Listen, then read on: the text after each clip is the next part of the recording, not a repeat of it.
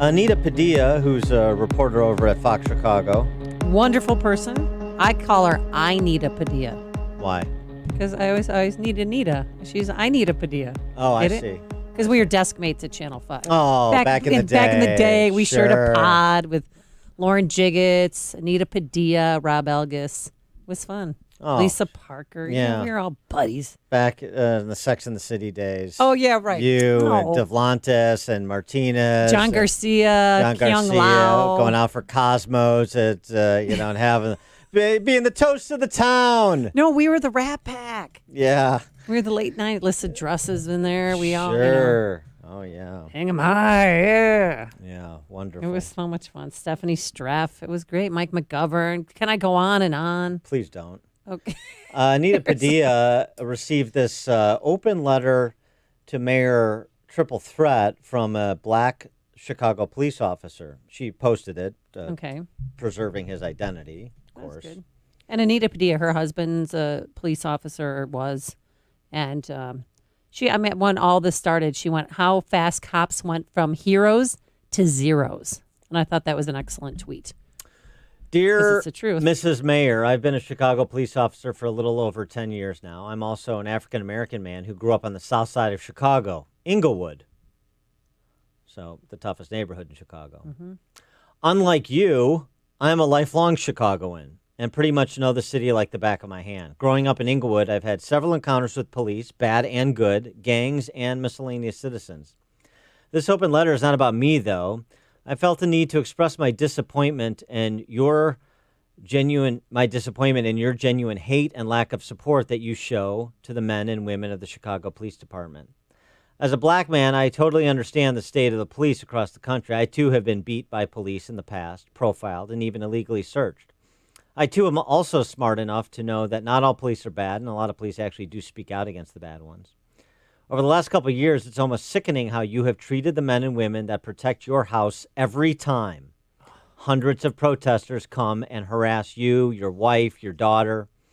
During civil unrest over the George Floyd incident, not once did you visit any injured officers, come to districts, or into the trenches or battlefield to check up on any men or women of the Chicago Police Department. That's so true. And by the way, on Friday night, 89 Chicago police officers were injured.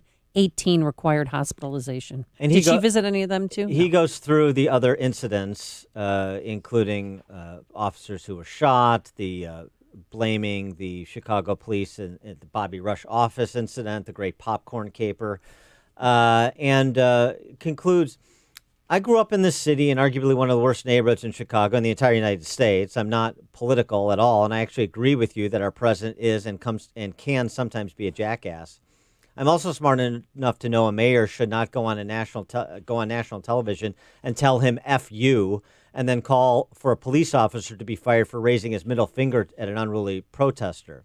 Your agenda against us police officers is sickening and very discouraging. I invite you to have open discussions with officers and get to know the real officers putting in the work, not the puppets you handpick to guard your home. Mm-hmm. Miss Mayor, in the runoff, I actually gave you my vote and thought you would be the right fit. I was totally wrong. I did the same And in fact, under your reign, it's been several hundred homicides, including almost 20 under the age of 15. You've publicly humiliated your handpicked superintendent and again have showed your clear dislike for the men and women of the Chicago Police Department. Things won't change or get better until you try to make it better. We police officers have fought the good fight with you and will continue to do so without your support. God bless. That's got to be what it's like in places like Portland and Seattle and New York and Atlanta and L.A., Dallas, with police officers and the civilian political authorities. It's not a dynamic that is sustainable. So where does it go? And should Trump continue to intercede, not just threaten to intercede, as we hear the report yesterday that 150 federal law enforcement officers are going to be dispatched to Chicago the way they have been to Portland and Kansas City previously. 312-642-5600 is our turnkey.pro answer line. 64636. Type in DA, then a quick comment. For more on this, let's bring our friend Roger Kimball into the fold. Roger Kimball, editor of the new Criterion. Roger, thanks for joining us. Appreciate it. Hello there. Sorry I wasn't available bit earlier. Oh, no That's all worries. right. No Telephone worries. problem. So with respect to the Trump choice, Selena Zito writes in the New York Post that essentially Trump needs to quell America's disruption. The great disruptor needs to quell the disruption. That's his path to victory. He can't just take a rhetorical position of law and order. Do you agree with that, or if these antagonistic mayors don't want federal help, or they're more interested in creating conspiracy theories about federal officers and extraordinary rendition and black sites and pulling people off the streets like a Pinochet death squad, then he should just leave them alone. Well, that's a very interesting question. I was talking about that very thing with a friend just yesterday. Basically, I think that the president does have to keep law and order, and we can't really let cities like Portland and Chicago and other such repositories of this kind of toxic culture descend into anarchy and chaos, because you never know quite where it's going to end. And the mainstream media, of course, is fanning the flames of this disruption, and will do everything they can to make it seem as though it's the president's fault. It's the same thing with the so-called coronavirus. I mean, the pandemic is over. The death rates have plummeted, but you wouldn't know that by listening to St. Anthony Fauci or reading the New York Times or attending to CNN. They have tried to keep the panic alive. It's panic at all costs. And I think that everything that's happening between now and November 3rd is all about November 3rd. There is, it's a full court press. It's a monolithic wall. It's a primal scream to oust the bad orange man and install what? What are we installing? A senile Joe old Biden. man. It's not, but of course, Joe Biden his administration will be over the day after he's elected.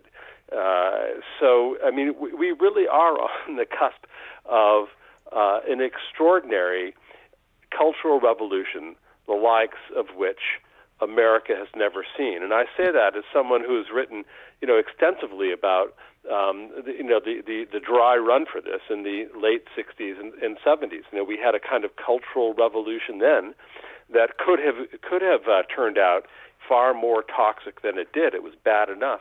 But this time, all the forces of progressive sentiment have lined up together, and they have on their side not only the left-wing academics and young radicals, but also corporate culture. I mean, the fact that an entity like Brooks Brothers should be, signing up for their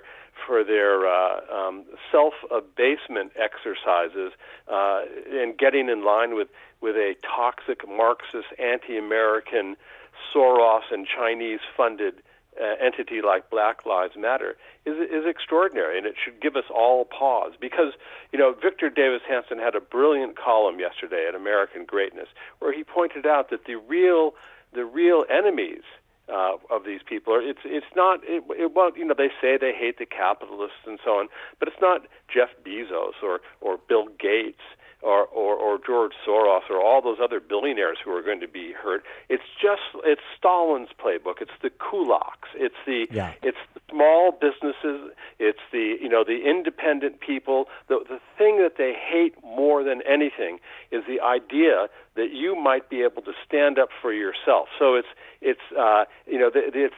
the middle class, the upper middle class, the businessmen and women who have tried to make something of their lives, who are the backbone of the country.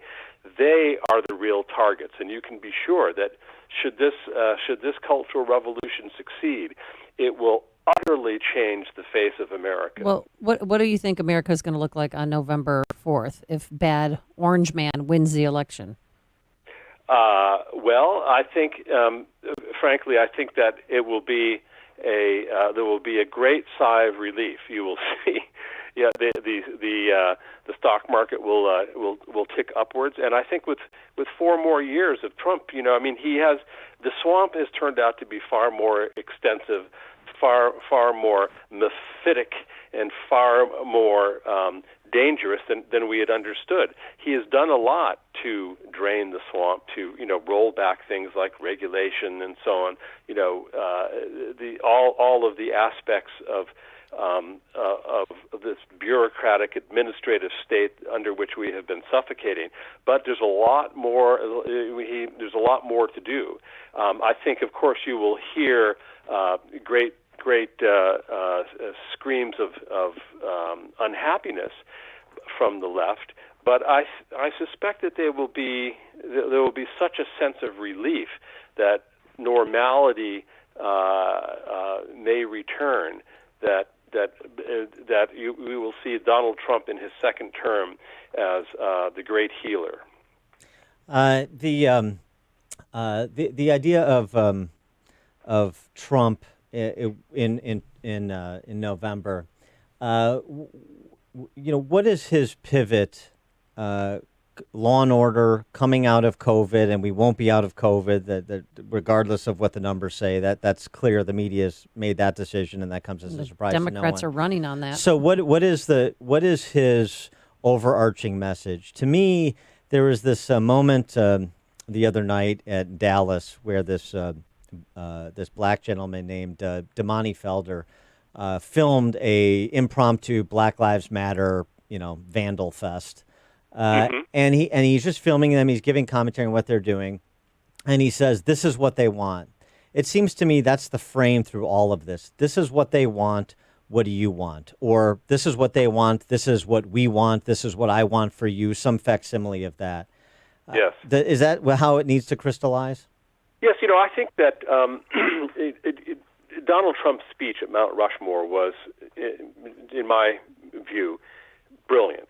And not just as a rhetorical artifact, although it was brilliant in that sense too, but it really outlined two views of America. It's America as a freedom-loving republic governed by we the people, entrepreneurial, prosperous, generous, or it's cancel culture and the atavistic, savage, revolutionary, radical activism that we see on the streets of various Democratic-run cities today. That is the choice. The choice really is not between Joe Biden and Donald Trump in November. It's a choice between civilization and anarchy. Right. It's a choice. It's basically. You were describing before the yeomanry, to borrow Joel Kotkinism. It's basically the people who played by the rules versus people who say there are no rules. That's right. And the great advantage that the people who say there are no rules have is that they have mastered the left-wing revolutionary rhetoric of caring and sharing. This has been true of this kind of revolutionary sentiment since at least the French Revolution, where they kept talking about virtue, how virtuous they were. The word virtue was always on the lips of Robespierre. He talked about virtue and its emanation, terror.